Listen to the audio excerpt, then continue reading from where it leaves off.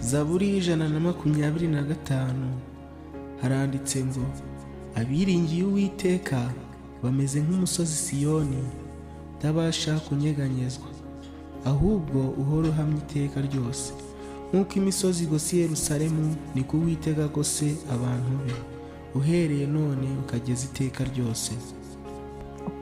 Kuko inkoni y'ubutware y'abanyabyaha itazaguma kuba nk'umwandu w'abakiranutsi, kugira ngo abakiranutsi be kuramburira amaboko gukora ibyo gukiranirwa.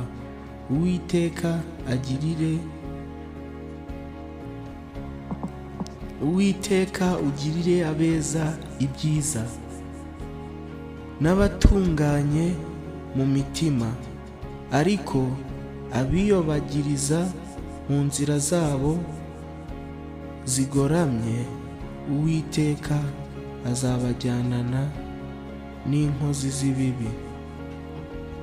Amahoro abe muri Isiraheli. Ijambo ry'uyu munsi ntaho rigarukiye, dusanze muri Zaburi 125. Abiringiye Uwiteka bameze nk'umusozi wa Siyoni utabasha kunyeganyezwa. Abiringiye Uwiteka rero nimukomere kandi mushikame. Imana yanyu, Imana yacu idufitiyeho umugambi mwiza. Imana yacu iradukunda. Imana yacu ntabwo yakemera ko ibi bitubaho ngo bitutwarire ubugingo, ahubwo Imana yacu ifite uburinzi itugenera buri munsi. Bene data rero, umwuka w'Imana akomeze kubasobanurira. Amen.